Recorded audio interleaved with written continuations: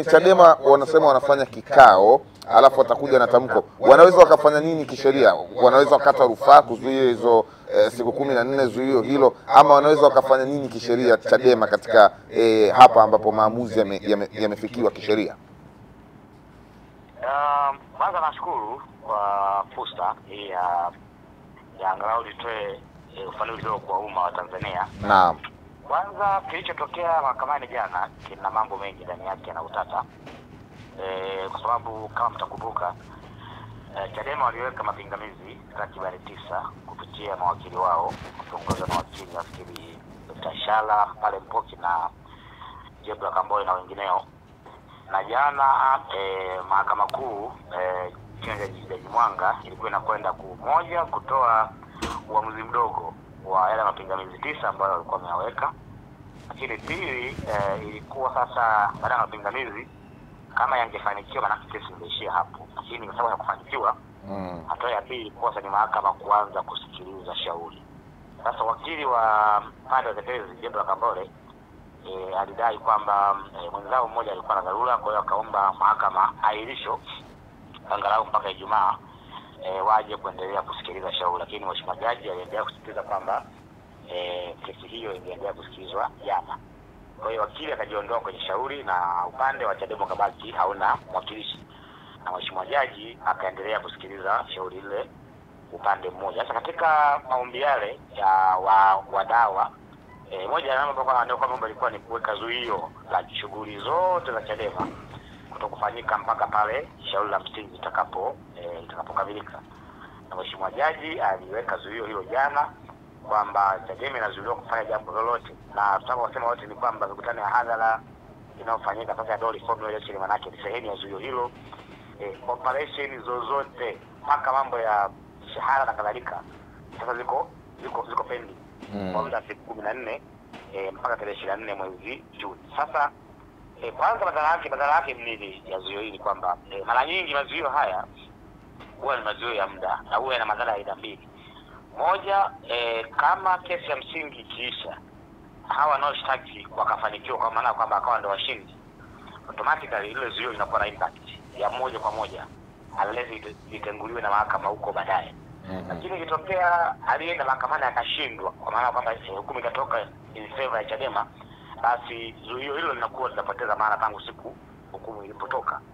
Sasa kisheria ni kwamba Chadema wana fursa mbili hapa. Fursa ya kwanza ya kisheria kwa maana kwamba tusoma sheria zetu zinaruhusu maamuzi ambayo yametoka upande mmoja yanaweza wanasema kufanywa maombi ya kuyaomba kutaka mahakama yatengue hayo maamuzi na iruhusu kila upande kusikilizwa kulingana na mazingira ambayo mahakama ilipelekea uamuzi huo au kesi shauri hilo kwenda upande mmoja. Kwa nafasi ya ndani ya siku nafikiri 60 au 45 kufanya maombi kwenye mahakama ile, lakini kwa jaji mwingine wakitaka itengue maamuzi ya jaji mwenzao ambaye ametoa uamuzi kwa kuzuia shughuli zote za chama, lakini kwa upande mmoja. Lakini kila akishaomba hiyo hayo maombi ya kutengua wasifanikiwe, bado na room nyingine ya kata rufaa mahakama ya juu yake dhidi ya hayo uamuzi wa mahakama kukataa kutengua hayo maamuzi. Kwa hiyo kwa ufupi ni kwamba hatua ya wao kuitisha kikao, nafikiri sababu ni taasisi hawezi kufanya matamko majukwaani, kwa hiyo wameona, lakini pia lazima kama chama cha siasa wakutane na wataalamu wao wa sheria. Kwa nafikiri lengo la kukutana kwao ni kwamba watawaita wanasheria wao washauri kitaalamu kama vile waliwaita kwenye ile sakata la msajili, na wakashauri vizuri tu. Naamini hata hapa wataka kukutana wajadiliane hatua za kuchukua, kwa sababu ukiangalia nature pia kesi yenyewe pia na utata. Wakili mwenzetu mmoja jana ameonekana kwamba ameforge anagushi haraka wakili mwenzetu Kilatu rafiki yangu na mahakama ikaagiza kwamba jeshi la polisi limchunguze ili mfungulie mashtaka, kwa sababu kuna mmoja wa wadai kwenye ile kesi, washtaki kwenye ile kesi kama Olivia Com ambaye alidaiwa kujitoa kwenye kesi, na nyaraka zipo mahakamani, mawakili wanazo, lakini jana ikaonekana kwamba hajui chochote kuhusu kujitoa, hafahamu chochote, na ikaonekana kwamba kama ndivyo basi sababu nyaraka inaonekana imesainiwa na wakili mwenzetu Kilatu kwamba huyu amejitoa, lakini anakataa kwamba anasema hicho kitu hakifahamu.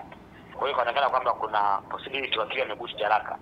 Kuna mambo mengi kwenye hii kesi ambayo yanaendelea hii ambayo sio mwajiri ameajiri, lakini inaonekana kwamba nje ya box kuna vitu vingi sana vya utata ambavyo vinaendelea mpaka sasa. Kwa hiyo Chadema kama chama cha siasa, mimi kama wakili ninaamini kwamba wanakutana moja kutathmini madhara ya kuzuia kufanya hizo shughuli, kwa sababu kumbuka kuna hili zuio la pili, zuio la msajili la kuzuia ruzuku.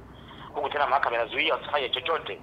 Sasa mkutano wa hadhara ndio ilikuwa inaanza mileage huko, wanachangiwa na wananchi, wanazuiwa. Kwa hiyo naamini kwamba wanakutana kufanya tathmini ya nini wafanye, lakini naamini kwa maoni yangu ni kwamba nina project kwamba watakutana wataalamu wa sheria, watashauri kwamba waende wakaombe maombi madogo ya kutengua, na kwamba kutengua huo uamuzi wa kufanya zuio, ingawa ni uamuzi mfupi, lakini sababu hujui hiyo tarehe 24 Juni mahakama itasikiliza kesi au haitasikiliza. Lakini kama itasikiliza kesi kaisha siku hiyo, zuio itasubiri mpaka hukumu itakapotoka. Lakini ikitokea siku hiyo hukumu isikilizwe, ile zuio itaendelea kuoperate mpaka pale hukumu itakapotolewa kwenye ile kesi ya msingi. Kwa mimi naona kwamba ndio maoni yangu hapo, na naamini kwamba direction yao ya kusema wakutane wafanye vikao ni nzuri, kwa sababu uwezo ukatoa maamuzi ya chama kwani hiyo ni taasisi inaongozwa kwa mujibu wa kanuni, taratibu.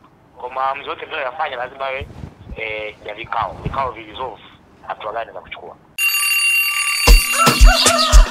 Morning Bantu.